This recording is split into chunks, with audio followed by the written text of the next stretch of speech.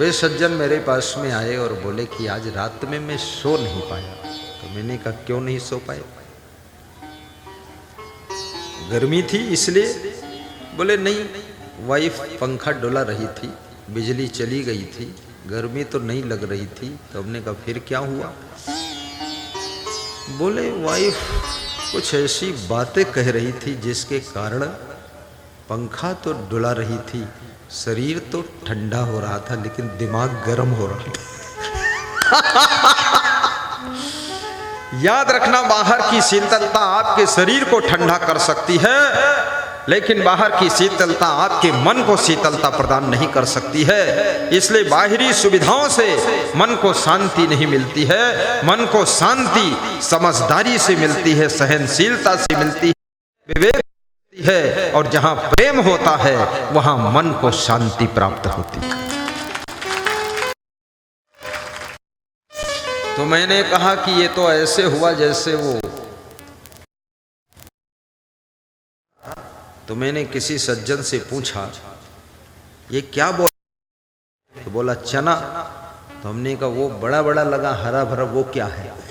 बोले मक्का। तो हमने कहा ये बहुत निकट निकट पौधा है, इसमें फल आएगा? तो बोले हाँ आएगा, एक एक बीता पर है, 1 फुट से कम दूरी पर है। तो हमने कहा कब आएगा? बोला 4 महीने बाद आएगा। तो मैंने तब तक मैं क्या खाऊंगा? बोले दूसरी जगह से ले आऊंगा आपके लिए। मैंने कहा मत लाना, रोटी खा लेंगे चलेगा। तो जैसे मक्का जो दुकान पर बेचते हैं लोग ना, वो भूनते हैं तो पंखा चलाते हैं। मक्का का भुट्टा तो सोचता है मुझे पंखा चला रहे ठंडा करने के लिए, उसको ये पता नहीं है कि आग को तेज करने के लिए पंखा चलाया जा रहा है ताकि मक्का का भुट्टा भून जाए। इसलिए तुम्हारी पत्नी तो ऐसे ही पंखा चला रही थी कि मक्का की तरह तुम भून जाओ। बहुत खतरनाक है, याद रखना। पति के ऊपर पंखा चलाना, लेकिन साथ साथ में प्रेम का भी पंखा चला देना। टेंशन वाली बात मत कहा करो, कुछ बातें खुद भी हजम कर लिया करो।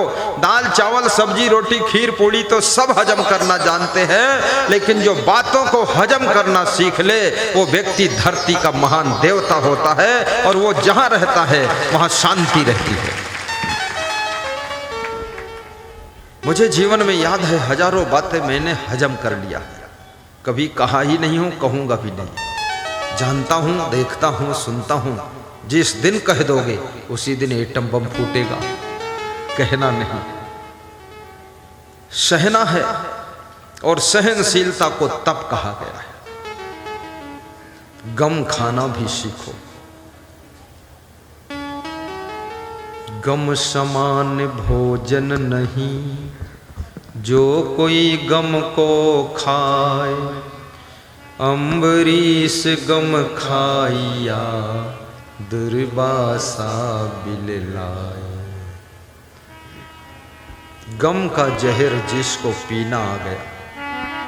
गम समझते हो? गम 2 प्रकार की होती है। एक तो होता है गम, गम माने चिंता। लोग कहते हैं इनकी जिंदगी में कोई गम है, गम मतलब चिंता। दूसरा गम का अर्थ है सह लेना। गम खाना यानी सह लेना। किसी ने कुछ उल्टा बोल दिया, सह लिया, गम खा लिया। जिस घर की स्त्रियां गम खा लेती हैं उस घर के पुरुष बहुत सुखी रहते हैं। जिस घर के पुरुष सहनशील होते हैं उस घर की स्त्रियां बीमार कम होती हैं, और जिस घर के पुरुष बहुत क्रोधी स्वभाव के होते हैं उस घर की स्त्रियां हमेशा कुछ न कुछ बीमार बनी रहती हैं। इसलिए याद रखना, यदि चाहते हो कि तुम्हारी पत्नी हमेशा स्वस्थ रहे, बस एक ही काम करना। क्या करना है? बस गम खा लेना और कहना अपनी पत्नी से कि तुम जैसी पत्नी न होती तो शायद मेरी जिंदगी का क्या होता। बस इतनी बात कहोगे तुम्हारी पत्नी कहेगी हम तो तुम्हारे लिए ही जन्म ली हैं, तुम्हारी सेवा हमेशा करेंगी। फिर दूसरी बात कहना कि तुम्हारे माता पिता को धन्यवाद है जिन्होंने तुमको जन्म दिया है। बस अपनी पत्नी की प्रशंसा भले ही कम करो, लेकिन उसके माता पिता की प्रशंसा कर दो तो तुम्हारी पत्नी खुशियों से भर जाएगी। लेकिन कितने पति जब गुस्सा होते हैं तो अपनी पत्नी को भी गाली देते हैं और उसके माँ बाप को भी गाली दे देते हैं। यहीं पर समीकरण बिगड़ जाता। उसके माँ बाप को गाली न दीजिए।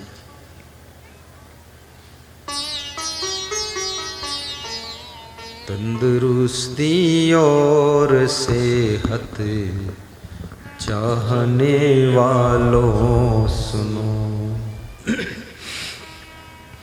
तंदुरुस्ती और सेहत चाहने वालों सुनो,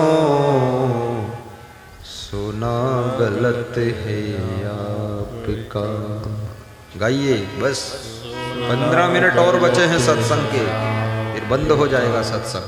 सूरज निकल आने के बाद सोना गलत है आपका। सूरज निकल आने के बाद कुछ न बिगड़ेगा तेरा, प्रभु शरण आने के बाद। तो आइए, मैं आपको सुना रहा था सुख शांति कैसे मिलेगी। तो विदुर जी समझा रहे, हे राजन, अर्थागमो नित्यम अरोगिता चा, प्रियाचा भार्या प्रिवादनी चा, वशस्य पुत्रो अर्थ करी च विद्या, खड जीव लोक से सुखानि राजन। जिस गृहस्थ के घर में ये 6 चीजें होती हैं उसके घर में सदैव सुख रहता है। कौन कौन 6 चीजें हैं जो गृहस्थ के घर को सुखी बनाती हैं? आज बता दूं कि कल बताऊं? अभी बता दूं? इसका मतलब तुम तादाद से ज्यादा दुखी हो। अभी इलाज चाहिए, तुरंत ट्रीटमेंट, तुरंत बता देता हूं। कल कुछ नया बताऊंगा फिर, इसलिए ठीक है। देखो, रेखा बहुत होशियार है, वो बोल रही आज ही बताओ। धन्यवाद धन्यवाद। बाबा आज बता दूं? बाबा राम सिंह भी खुश। कल मैंने बाबा से पूछा, ये मेरा प्रोग्राम कैसे आपके मन में इच्छा हुई कि ले लो? तो उन्होंने कहा, एक भक्त है उसका नाम परशुराम है, दूसरा है उसका नाम करतार सिंह है, और तीसरा मैं हूँ, मेरा नाम राम सिंह है। तो हम तीनों सुनते थे सत्संग आपका, टीवी में देखते थे, मोबाइल के यूट्यूब में सुनते थे। तो परशुराम के मन में हुआ इनको एक बार बुलाऊं, फिर करतार के मन में हो गया कि बुलाऊं, फिर मेरे मन में हो गया बुलाऊं, फिर तीनों ने कमेटी में बात रखा कि इनको बुलाऊं। ये करतार सिंह है। तो परशुराम कहाँ है? परशुराम वो देखो पीछे है, और राम सिंह बाबा तो यही है। इनका मन हो गया कि बुलाऊं, बस आमंत्रण दिया, और ज्यों ही आमंत्रण दिया मुझे सूचना मिली तेलंगाना से आमंत्रण आया है। तो मैं भी खुश हो गया कि तेलंगाना है, चलो चलेंगे हम। तो आमंत्रण मैंने तो स्वीकार किया, साथ साथ में कोरोना ने भी स्वीकार कर लिया। तो मेरे से पहले कोरोना आ गया, प्रोग्राम बंद हो गया। 2-2.5 वर्ष इंतजार करते करते निकल गए। मैं भी सोच रहा था ये कोरोना कब जाएगा, कब मुझे अवसर मिलेगा तेलंगाना आदिलाबाद जाने का।